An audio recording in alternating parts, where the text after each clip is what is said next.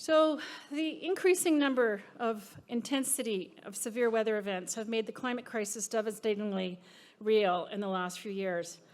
Yet despite rapidly rising risks and their threat being identified long ago, climate change mitigation and adaptation are far too little and too slow. This session examines serious gaps in our assessment and understanding of the climate crisis and the structural and political challenges to effective action.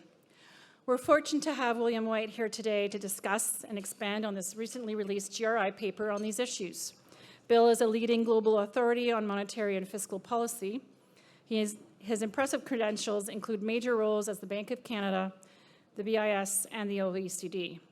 Bill's analysis of climate change policy problems and its relationship to other structural shocks creating the polycrisis offers a thought-provoking perspective. We also have the great pleasure of having Janet Ecker here with us today to moderate the session. Janet currently sits on the board of Metrolinx at UPP and the Ontario Finance Minister's Economic Advisory Panel. She's held office as Ontario Finance Minister, Minister of Education, Community and Social Services, and Government House Leader. Welcome to you, Bill and Janet. And Bill, I'll welcome you to the podium. Bill will share his remarks to start, and then he will be joined on stage with Janet to do a fireside chat and take your questions. So welcome, Bill.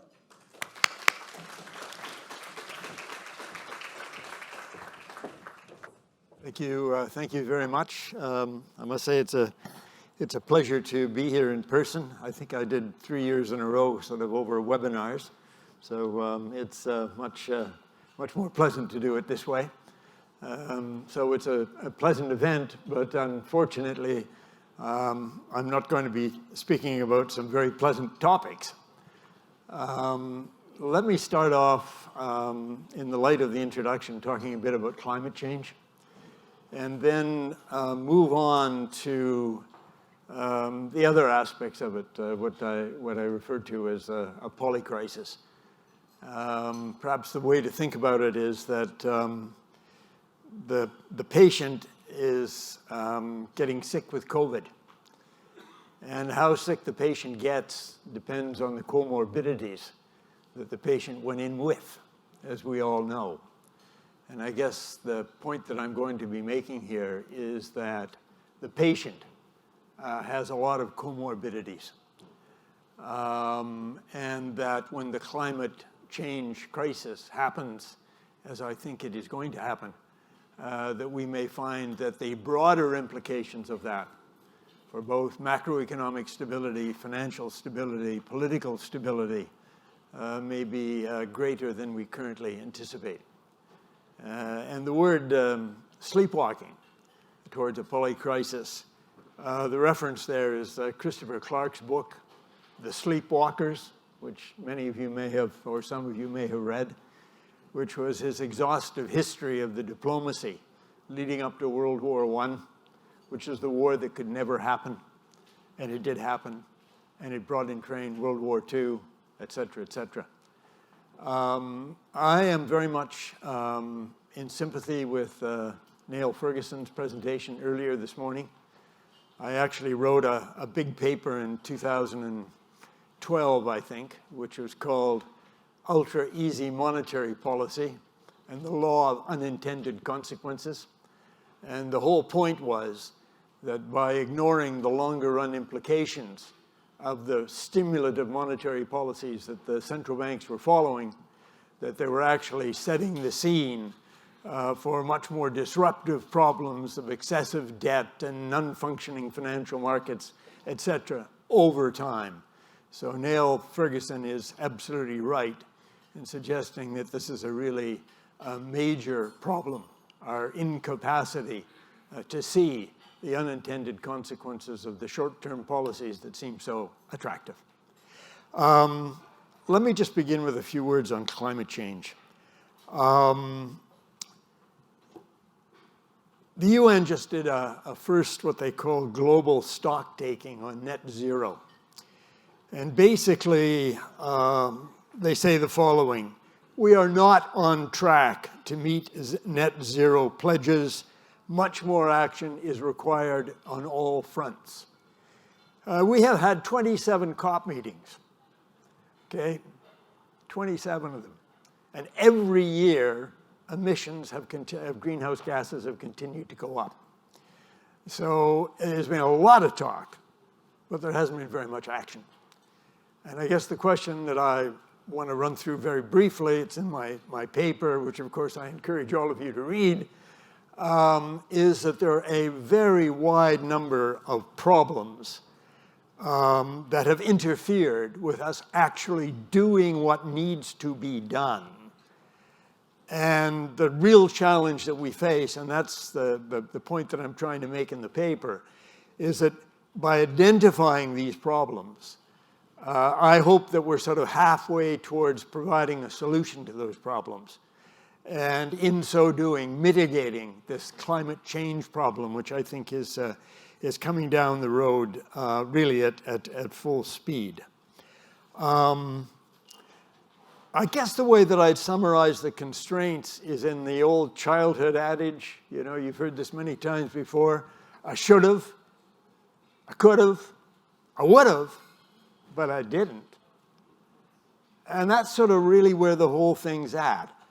We have been facing and continue to face problems along all three dimensions. And I'll just sort of mention quickly the should dimension. The should dimension basically is identifying the magnitude of the underlying problem and what you should be able to do about it.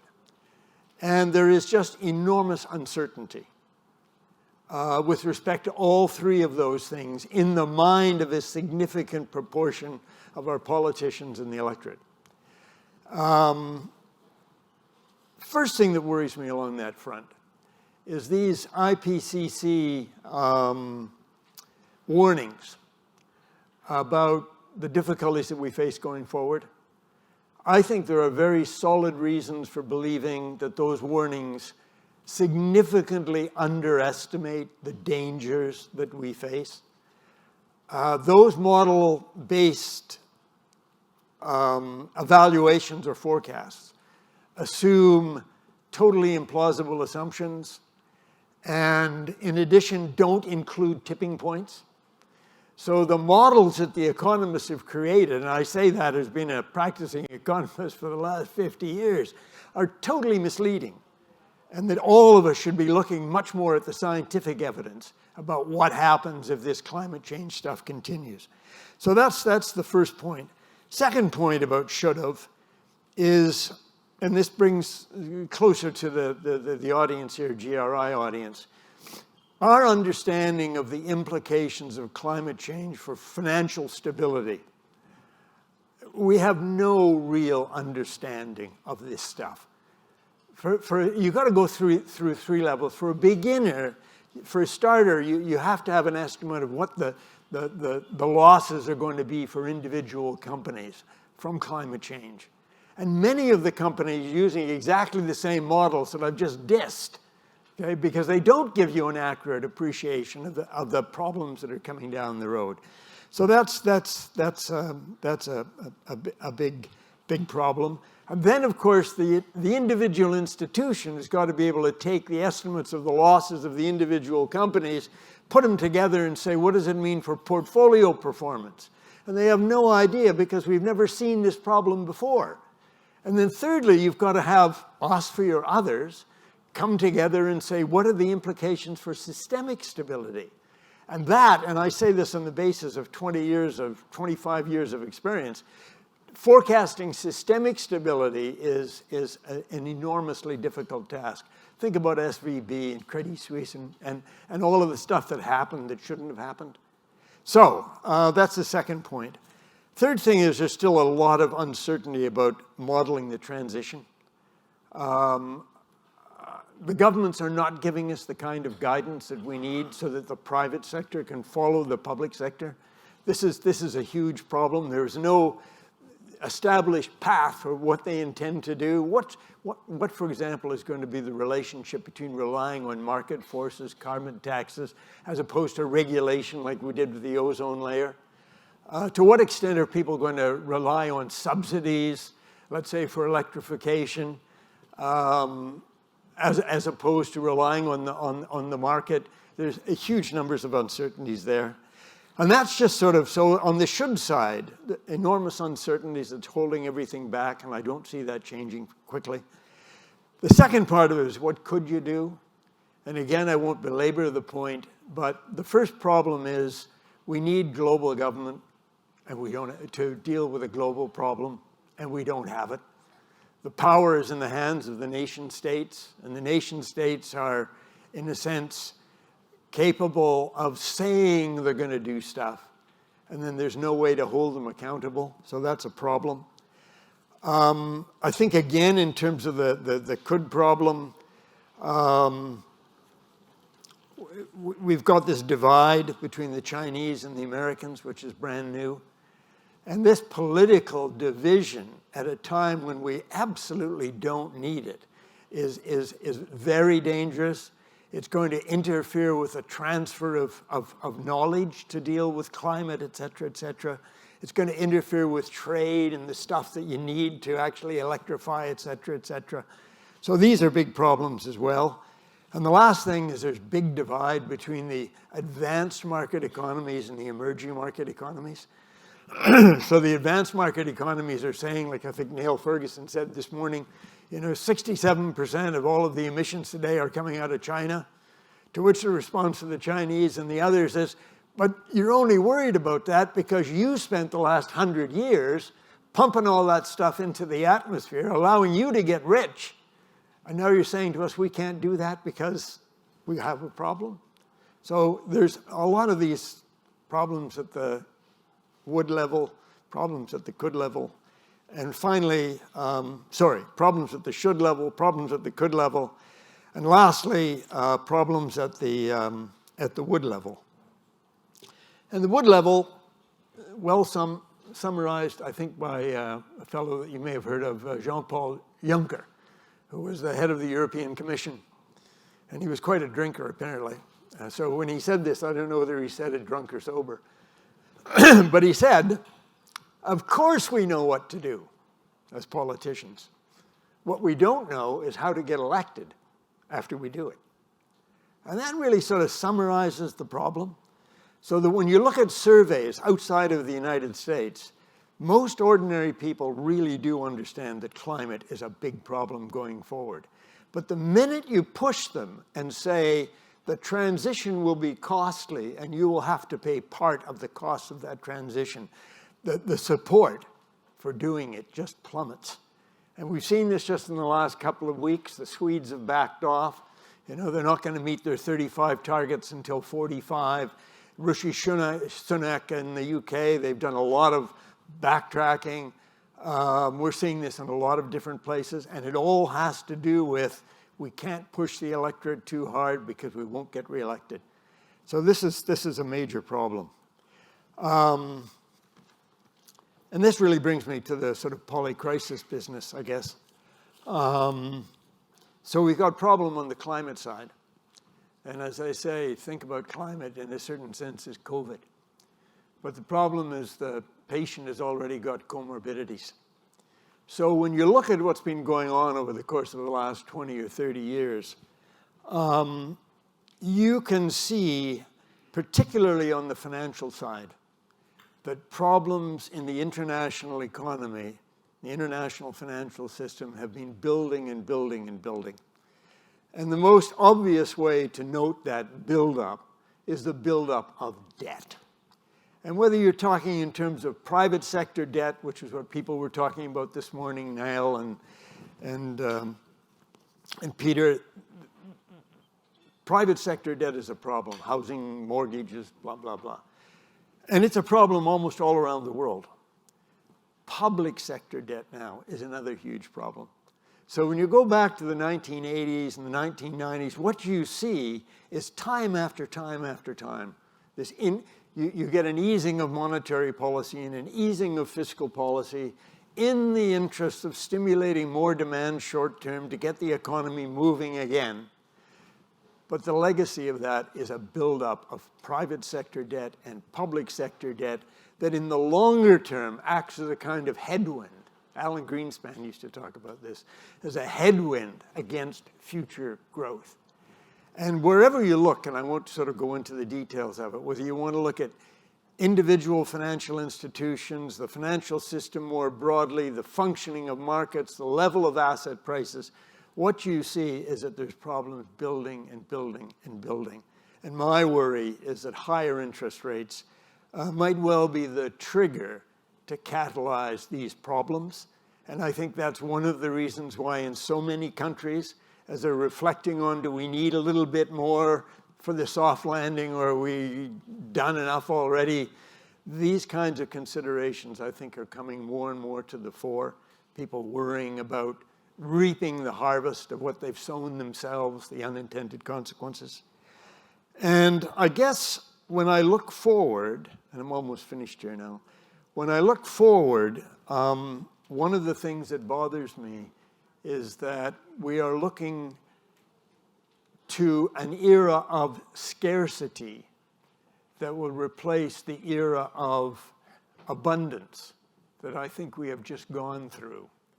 And I know everybody in the last 15 or 20 years didn't get the benefits of the abundance, but we've had all sorts of positive shocks. The demographics, the baby boomers coming through, the increase in the working age population. We've had China, Eastern Europe, the transition, all of that stuff, all acting to keep down prices and to raise growth levels. Well, it's all now going into reverse. As Neil Ferguson said on the demographics, the old guys like me were all basically out of the workforce. And people might say with me, you should be. But anyway, that's another issue. But the demographics is going into reverse. The globalization is going into reverse. The climate change is a problem that we didn't have to worry about in the past. In the past, it was all to do with efficiency. Now you heard references this morning to resiliency. That's a very different and a very much more expensive thing. So the world is changing, and if it's difficult now, my concern is going to get even more difficult going forward. So these are the challenges that we have to face. And then lastly, and I finish with this, we have these interacting systems, right?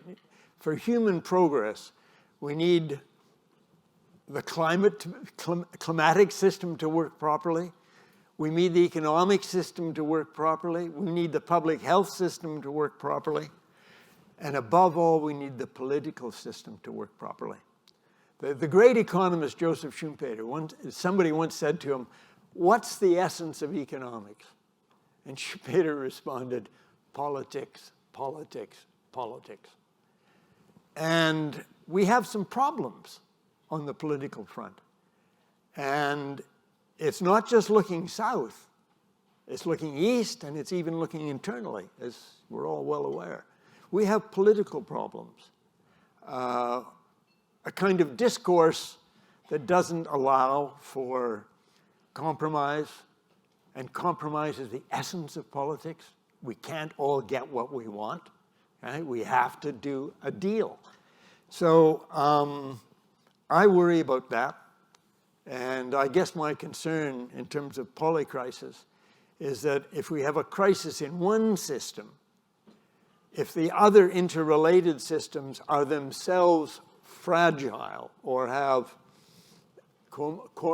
essentially comorbidities, that it'll only take one shock to get to a tipping point in one system that has the capacity then to cascade into other systems, creating a polycrisis. Now, I'm not saying this because I think there's no answer to these problems. I'm saying this because I think that if you can identify problems, you're 50% of the way towards solving them. But I would just note that whatever the solution will be for these various problems, it has to recognize the systemic interactions of all these different systems. And it's got to be aware in a multidisciplinary way that when we do stuff, okay, that we think is good policy, it's got to be good policy for all the systems, not just one system, okay? But it's got to be good policy for all the systems if we're going to move forward. So we have some challenges. There's a lot of smart people, both in this room and around the world, that I hope can come up with answers to those challenges. But I think we do have to treat those challenges in a very urgent way.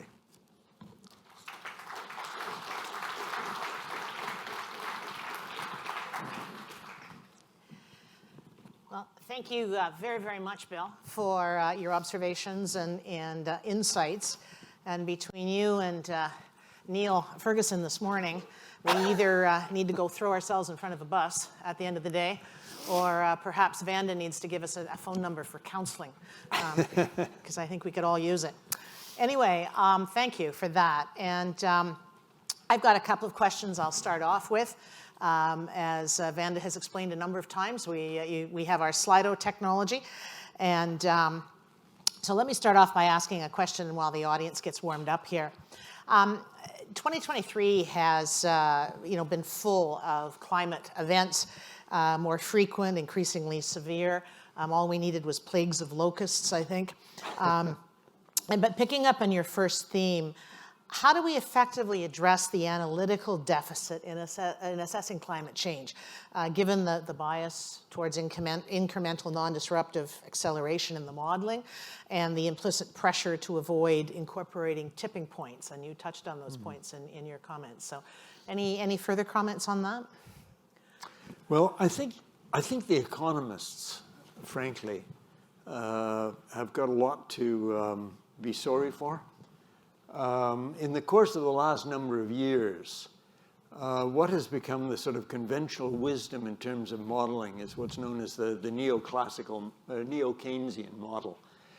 And it's that model, in fact, which Nordhaus has sort of put on top of the climate change models to try to determine what the economic costs will be of climate disruption.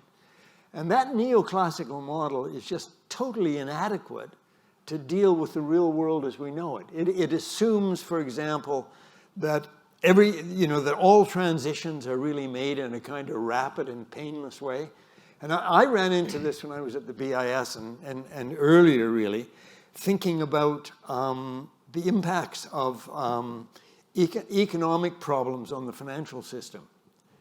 And when you think these models that are, basically in use in many of the finance ministries and central banks around the world, these models basically say big crises are impossible.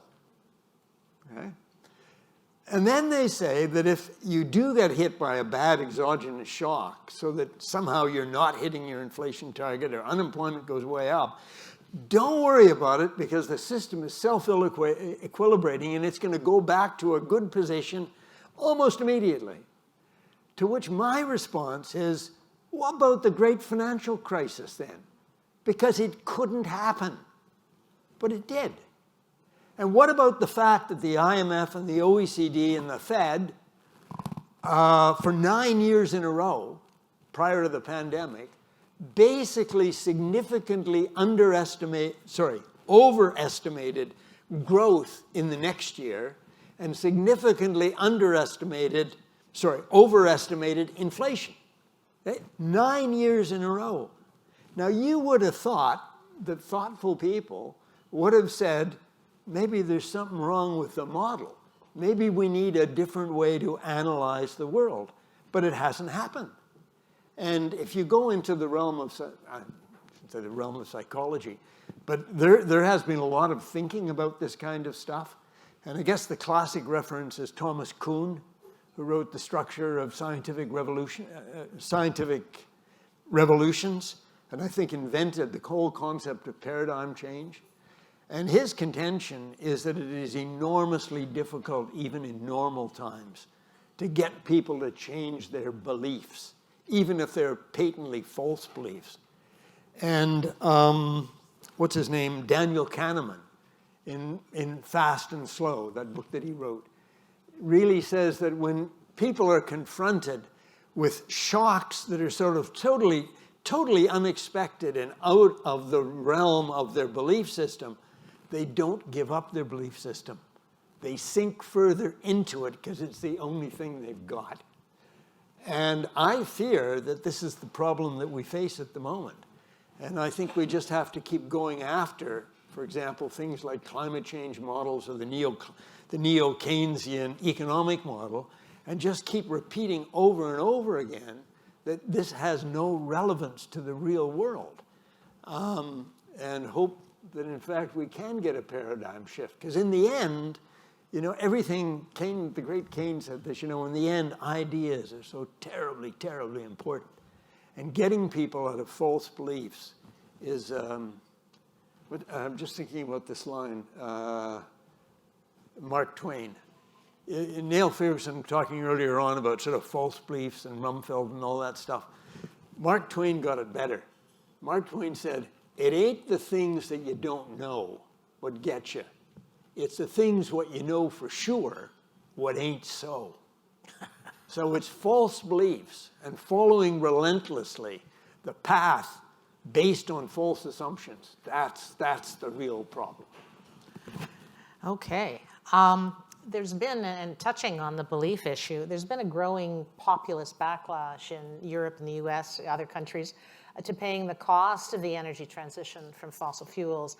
And even with what we've been seeing with weather events in 2023, the reality is that a lot of people in advanced economies, they support net zero, but they don't want to pay for meaningful climate change adaptation and mitigation. So any thoughts on how we address the personal, behavioral, and broader economic and political factors that are causing this kind of populist fallout? Well, again, I think that's a very good question and a very difficult one to answer. If you'll permit me, there's an old line, I think, used by the U.S.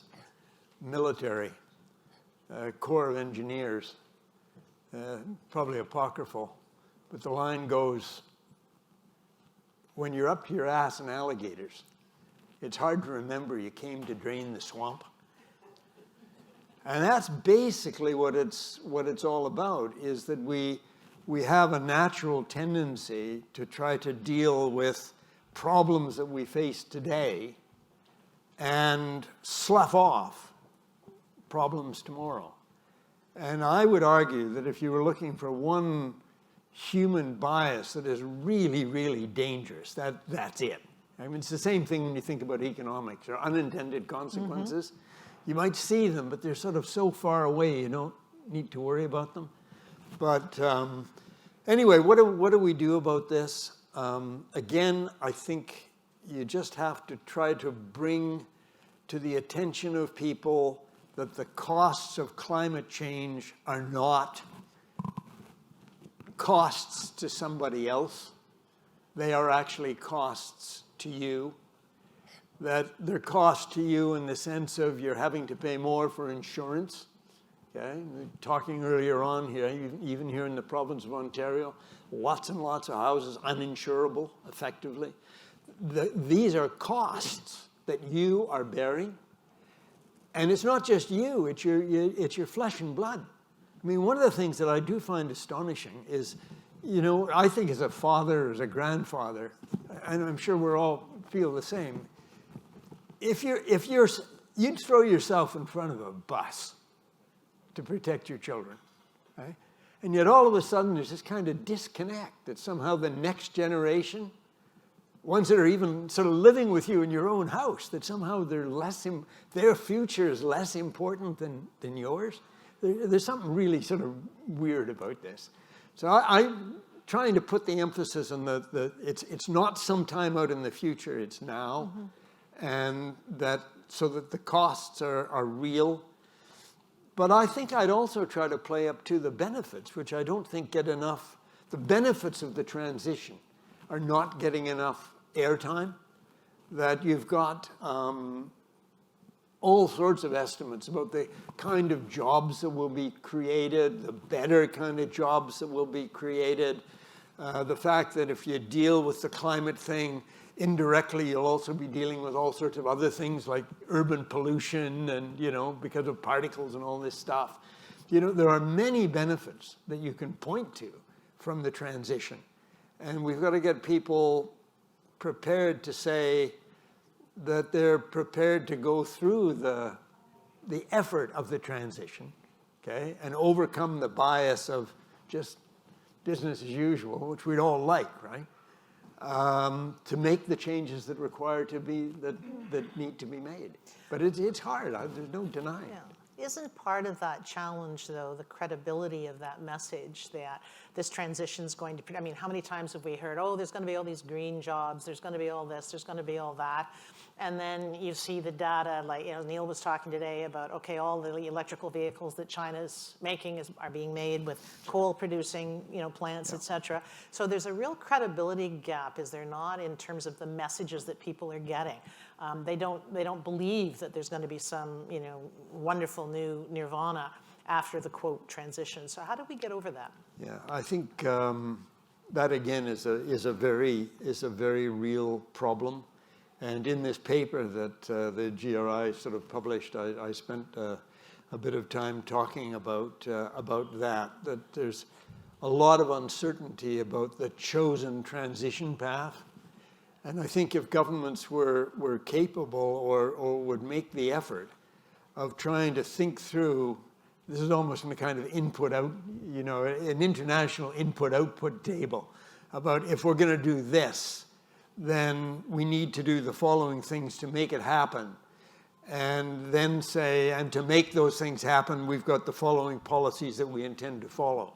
So I think having some clarity about the path that obviously benefited from serious thinking about the requirements would be, and facing up to the problems. I mean, in the same spirit as my presentation, really, facing up to the problems, that would be more influential than just simply sort of pushing the problems to the side when the average citizen knows that the problems are out there. And then all it does is it just engenders a kind of general mistrust.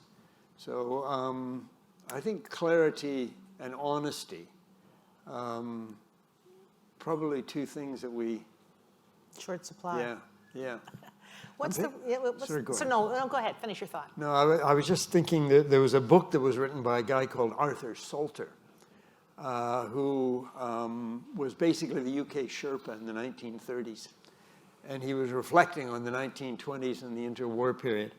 And he finishes this book with a quote that says, "What this apprehensive and defensive world needs now above all else are the qualities that it seems for the moment to have forgotten," which was generosity and clarity and generosity, or courage and generosity. So I think that's what we need at the moment, too. How does industry play in this? How can they help, whether it's the energy companies, whether it's the financial companies? What's industry's role in helping some of this move forward? Well, it's a politically charged question because, of course, and we can see this playing out in the Canadian case as well, there's a very strong constituency for maintaining the production of oil and gas and coal. And I think in many places there might well be a degree of lobbying that is not helpful. And there's a lot of concern even about the COPS process at the moment and the extent to which the fossil fuel producing industry has got a major role in determining what's going to happen next. So I think recognizing on the part of everybody the need for continued production of these fossil fuels for a limited time period would be a very good place to start. So there is, during the transition, room for everybody, but there's got to be clear understanding that it is, in fact, a process of transition. And unfortunately, I think the transition may have to have a planning horizon that is faster than what will be comfortable for a lot of the incumbents. Do you think, you've had a lot of experience sort of on the international stage, as it were, in international organizations and that. Is the capacity there to understand, to act, to try and act? I hope the capacity is there, but the tenacity with which people hold on to old false beliefs and the tenacity with which people hold on to power when they should be willing to give up half a loaf in the interest of keeping half a loaf, that sort of worries me. I mean, in the end, can one say, we need to get three groups of people on side on the climate change thing and on all the other related systemic issues. One, the ordinary citizen. Two, the powerful that have got, more influence perhaps than the average citizen. And thirdly, the politicians. And you and I were sort of talking about this a little earlier on. One of the difficulties with the citizens we've already spoken about, that the living standards for many have not been sort of keeping up. Now we've got inflation to worry about. So they're more inclined to sort of, worry about today's problems as opposed to tomorrow's problems. With the powerful, it's always the same. If you've got it, what's the first rule? If you've got it, you keep it.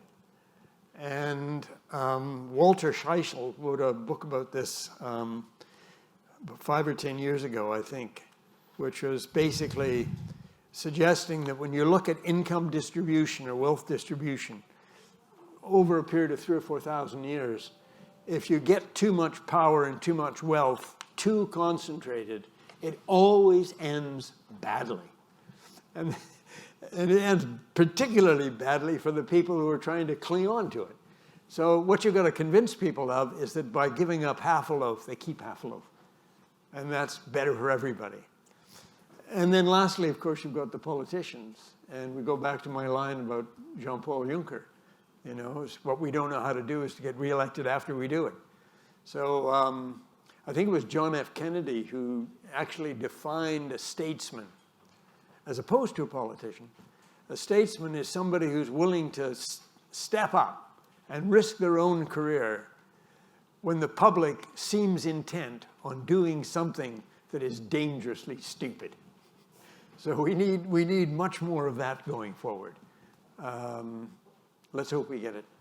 Somehow, keeping half a loaf doesn't strike me as a good election slogan. Bit of a challenge, but no. Absolutely. Yeah. Well, turning to Canada, you talked about needing global governance somehow or to solve these issues, and we don't have global governance. But don't we have an even worse problem here in Canada? Canada is a nation state, but we can't seem to get our collective act together, if you will, between provinces and the federal government, et cetera. Any observations or advice on how we kind of get over that hurdle here before we go out and start lecturing the world on the need for global governments? Well, I think in a way it goes back to the unintended consequences. When Canada was first set up in the aftermath of the Civil War, they tried to centralize the power in the hands of the feds as opposed to states' rights and all that stuff. And then, of course, what they did was they gave the provinces all the stuff that was totally unimportant, like income tax and health and education. And then the unintended consequences, of course, of stuff changes, is that those are the things now that are really the most important. And so we're left here in a way with a constitution that doesn't really reflect the realities of how the world is unfolded.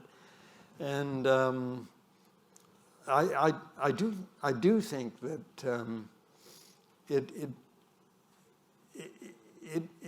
it is important to try to deal with some of these FedProv things that we've got. But I remember talking to a guy in 1974, I think it was, when I was in Ottawa at the Bank of Canada, and he'd been brought to Ottawa to write up a new law, basically having to do with unifying all of the stock exchange commissions, 1974. Problem we still have with us. So yeah, Canada does have some particularly difficulties on that front. Absolutely. You've talked to a question from our audience here that you talked about many demographic, geopolitical resilience investments, including mitigating climate risks that all sound inflationary. What is your take on long-term inflation potential, and what, if anything, should policymakers and financial institutions be doing about it now? Mm-hmm. Well, I've been writing a lot of stuff recently about this business of moving from an era of plenty to an era of scarcity. And the implications of that change basically are pretty simple in a way. I mean, if you really think that some of these supply side things, the demographics, deglobalization, et cetera, is going to cut your either the level of aggregate supply or the potential growth rate of aggregate supply.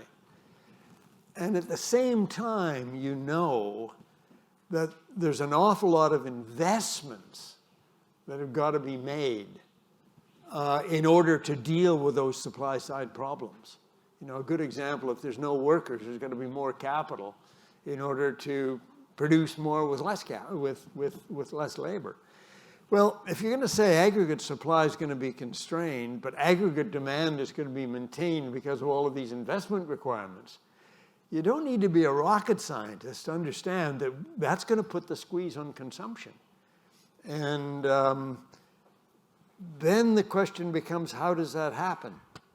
And for the last 20 years or so, the last 30 years or so, the neo-Keynesian consensus has been, well, you let the market sort it out. Well, if you're going to let the market sort it out, what that does mean is that you're going to get much higher nominal and real interest rates. You have to. You know, that's going to be part of the equation. And I guess my worry at the moment is that all of these comorbidities associated with the higher rates, not least the financial instability that we've spoken about a number of times already. And it does raise the question of whether the situation, I'm not suggesting I have an answer, but it's a question at least that needs to be thought about, that whether in the face of the spectrum of difficulties and the magnitude of the difficulties and the urgency of the difficulties, we shouldn't have to think again about the role of government in all of these endeavors to try to solve these problems. And we're starting to see this already. I mean, in the US, for example, you know, there's essentially an element of industrial policy that's already creeping back in the UK, Europe, and it may well be that it's going to have to go a lot farther than people currently think. I don't know. All I'm suggesting is that we should be giving serious consideration to these kinds of questions, the respective roles of private industry and the state. There's a lot, you know, people talk a lot, and our leaders talk a lot about climate transition. And someone here from the audience is asking, is that an excuse for not acting, or, you know, just prolonging, you know, putting off making meaningful change? Well, the use of, like, people talk a lot about transition, right? I mean, that's the new buzzword, right, as we mentioned earlier. Yeah. Is that an excuse for not doing anything, or putting off doing something? Well, I'm not sure that it's a conscious excuse. You know, a willful, as it were, a willful attempt to stop people thinking about what the real problem is. I'm not sure that it's that. But certainly my experience at the international level has been that it takes a lot longer to get stuff done than you would really hope. And I mean, one example I can remember when I went to the BIS in 1994 was I chaired a committee that was looking into the use of collective action clauses in bond contracts, you know, to ease the process of debt restructuring and all that stuff. And that was 1994. And I don't think anything really happened until 2006, 2008, when the fund came along and said that they had to have a much, much bigger role in the whole debt restructuring stuff. And at that point, people said, well, maybe collective action clauses would be a better way to do it. But we'd had 10 years of, you know, what's the word, working in the wilderness without any real progress. So I think that whole mechanism for sort of making things happen at the international level really needs to be rethought. I mean, one of the big problems that one has with the COP process is that the decisions are basically made by consensus. So you can have the Gulf states, you know, above all Saudi Arabia, for obvious reasons, trying to slow down the whole process. I'm not saying they are, but it's not hard to envisage it as a plausible impediment to progress. That has to do with the way in which the institutional structures are laid out and the processes through which we do things. We should be thinking about that as well in a serious way.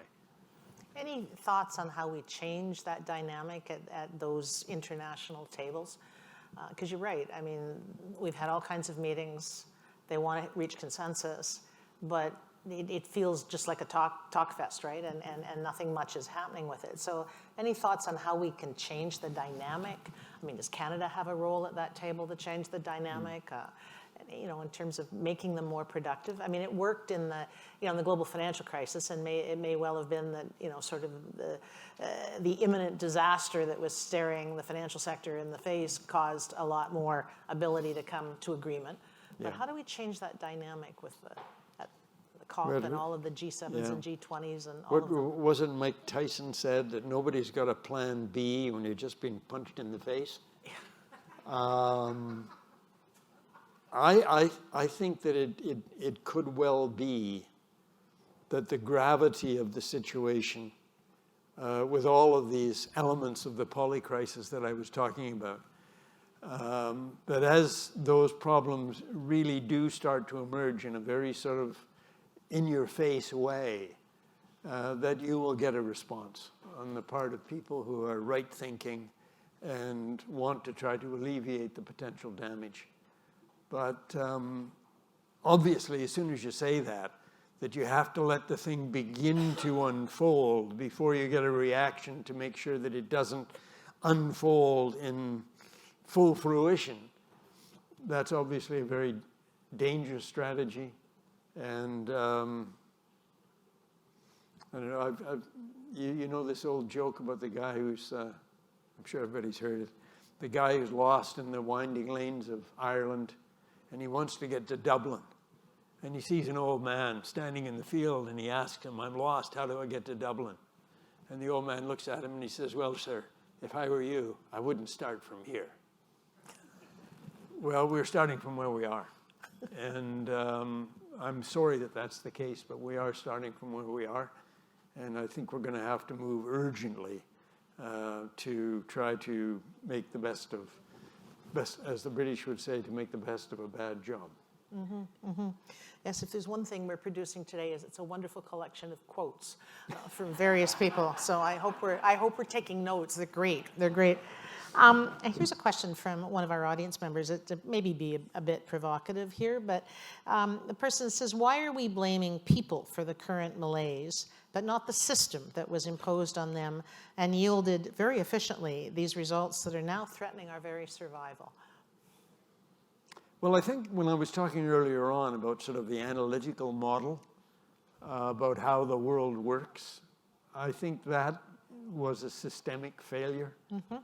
I'm sort of very much a devotee now of complex adaptive systems. That there is, in fact, a whole science of complex adaptive systems, and virtually every science seems to have embraced it, except for economics. And when you read the literature, I mean, people who are scientists talking about complex adaptive systems, they almost inevitably have the economy as top of the list for a complex adaptive system.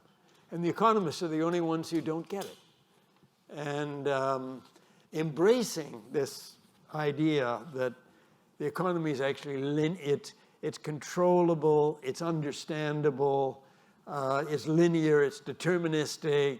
We change the policy and you get a predictable outcome at the other end. All of this stuff is just not true. And we made a systemic error, it seems to me, in embracing that kind of analytical framework. As soon as you do start thinking about it's complex, it's adaptive, it's interdisciplinary, it's got unintended consequences, then you have to start thinking about a much broader and much more, what's the word, thoughtful analysis of the roles of all sorts of different players. Whereas up until now, the way that we sort of done it is said, well, we're a capitalist society, the market will sort it out. Well, palpably, it's not true. And I think we are now in the process of starting to evaluate the proper role of everybody in these dynamic processes. Well, just to encourage the folks here in the audience, we've got some more time here with Bill. So please, if you have some questions or comments that you would like to share with us using our great Slido technology here. But while the audience is doing that, it's sort of turning to less existential impacts of climate change. Let's focus on interest rates, and you touched a little earlier on this as well.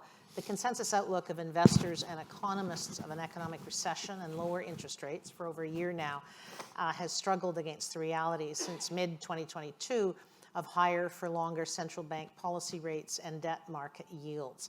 How do you see climate change affecting nominal and real yields in the mid-2020s and beyond relative to current interest rates? Well, I think this goes back to the point that I was making earlier about these negative supply shocks. That I think almost inevitably, I was on a panel at the American Enterprise Institute here just last week, and the attention was almost literally to sort of decimal points in the CPI and the core estimates of inflation and all this stuff. And what will the Fed do? And it was just sort of so short-sighted, you know, that will we have a soft landing? Well, up until now, it looks like we've had a soft landing. I mean, Neil Ferguson was talking about growth has been stronger, unemployment's been lower, inflation is coming down, it all looks good. But if you sort of look a bit sort of further ahead, what it means is what the Fed has done has not succeeded in slowing the economy to the extent that they need to do, and therefore the implication is that interest rates will be higher going forward than people previously thought because the momentum of the economy is that much stronger. So the glass is half empty, the glass is half full, but the glass is half empty. So all of the sort of the current good news, in a certain sense, leads me to think that there's bad news coming down the road, and that worries me. That worries me a lot. So I personally do think it will be higher for longer as these other shocks start to impose themselves on the system. But having said that, the question will be if the fabric of the financial and economic system really starts to tear in a very significant way, you may get the central bankers backing off very quickly because they will have, in a nonlinear world, basically triggered something that is now moving rapidly in the wrong direction. So my forecast, one of the things about complex adaptive systems, by the way, is that forecasting is impossible. Okay? Yeah. Which is another sort of, which is another sort of difficulty, is getting all of these people, whether at the OECD or the IMF or elsewhere, to frankly admit to the fact that forecasting is impossible and that they should be doing scenario analysis. You know, there's a good news story, a bad news story. As the panelists earlier on this morning were talking about, you know, how do you think about really bad outcomes, even really bad outcomes of policies that you yourself have recommended? Once you start thinking, how can you mitigate the damage? How can you tweak things with the policy today to make sure that if they are wrong, that not so bad? All of this stuff needs to be thought about. Well, one of our audience members is saying, in the absence of credible models, what role can qualitative scenarios play in helping understand the impact of climate risk? Oh, I think they can play a lot, play a big role. You know, you're back again to sort of the best is the enemy of the good. I mean, one of the things that, you know, a lot of people basically saying you can't prove absolutely that climate change is that human activity is responsible for climate change. So therefore, because we can't absolutely prove it, then we don't need to do anything about it.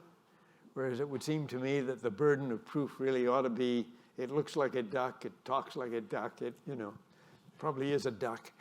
But this sort of vacuous desire for sort of perfectibility is a real problem. And just a more qualitative approach to these things, I think, would be very, very useful. But again, you know, going back to my earlier thoughts about analytical frameworks and about deterministic models, one of the things that people really like is that it gives you decimal point outcomes. Yeah. And why they want that, I have absolutely no idea, but apparently there's a big audience for it. Okay. What about the role of the genuine progress indicator in terms of accelerating progress here in Canada, using a genuine progress indicator? Could you take me through that? I'm not sure. What could the role of genuine progress indicator have on accelerating a positive future in Canada? So I think people I'm not quite sure what they're referencing to in terms of quality of life or measuring. Yeah, when I was at the OECD, I have to say that there was a lot of interest in moving away from GDP to more broad-based measures of well-being. Mm-hmm. And I presume you could make the same point with respect to progress. You know, is well-being going up as opposed to going down? And that would include, you know, a wide variety of other things.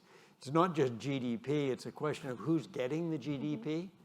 So one of the reasons I think we've got a political problem in many of the Western countries is that there's a growing perception of income inequality, of growing wealth inequality, and perhaps above all, growing inequality of opportunity. And I can say as a parent, I mean, there's nothing that makes you madder than the idea that your kids will not be able to do as well as you do. And yet it's becoming increasingly apparent to a large proportion of the population that their kids might well have a worse life than they had. All of this stuff is very important for political stability. And so the distribution about who gets the GDP is really important. And again, going back to the neo-Keynesian framework, that analytical framework basically says, in a world where the markets do everything, that people get paid what the economists call their marginal product. So everybody's wage is what they put into the economy, what they're worth. So power just totally disappears. We don't need to talk about power. But because there's no way to put power into an econometric model, this is exactly the kind of result that some people like. But the reality is power is important. And the distribution of wealth and of opportunity is really important. And we need to bring all that stuff back into the discussion about the role of government and the role of the private sector and whatever. I think it's beginning, but it's in a way, it's started too late. But we are where we are. We have to get on with it. Mm-hmm, mm-hmm. Well, when someone else here is asking, they're saying that in the absence, whoops, no, hold on here. One of the questions just disappeared here. How do you think the prospects for technological advances enabling productivity growth to offset the demographic and deglobalization scarcity trends as part of the policy crisis? Yeah, no, that's a very good question. And it's one that, how can I say, it is possible. It is possible. But it's not obvious that it's going to happen. So we were talking earlier on, for example, about artificial intelligence. Mm-hmm. But, you know, it may or may not be something that sort of really moves things forward. But what we do know from previous big increases in productivity through electricity, for example, that the full benefits really took a long time to get through. So maybe there's something there. Maybe it'll happen very quickly, we get the benefits, in which case it would be terrific. But maybe it will take longer, or maybe it won't happen at all. I mean, you start thinking about, many promises. I mean, cyber, for example, is going to revolutionize everything. And then in the end, didn't. So Bob Gordon, there's a big literature on this. Bob Gordon, who's the sort of probably #1 economist in terms of thinking about productivity, he's basically of the view that all of this stuff at the moment is really of very little importance compared to all of the big changes that happened in the past. So don't look forward to something. And then you get lots of other people who basically say, no, there really is something there. There was a book written about 7 or 8 years ago, I think, by Brynjolfsson and McAfee, 2 guys at MIT. And the book was called The Second Machine Age. And the first half of the book is all about enormous advances in all sorts of different disciplines. And the point that they emphasize is it's the fact that you're getting like an iPhone. It's not that you've got advances in the individual technologies. It's the way in which you can bring all the technologies together, and the sum becomes much greater than the whole becomes much greater than the sum of the parts. Okay? The whole first part of the book is all about that. And that says good things are coming. Could well be the case. I would just note that the whole second part of the book is about, if that happens, the people that control those technologies are going to get all the benefit. And what is the role then for the state to try to make sure that the benefits are spread more widely? So even if there's a solution, I think this is a German expression, but I can't remember it in German. For every solution, there's a problem. Okay, So on that, we can look forward, even in the case of the good news, we can look forward to still having further problems that we'll have to try to resolve. well, and thank you on that note, Bill. Thank you very, very much for your observations. For those who want a copy of his paper, you can get it through GRI. We really thank you for your comments today and the work that you're doing on this. Thank you. Pleasure. Thank you.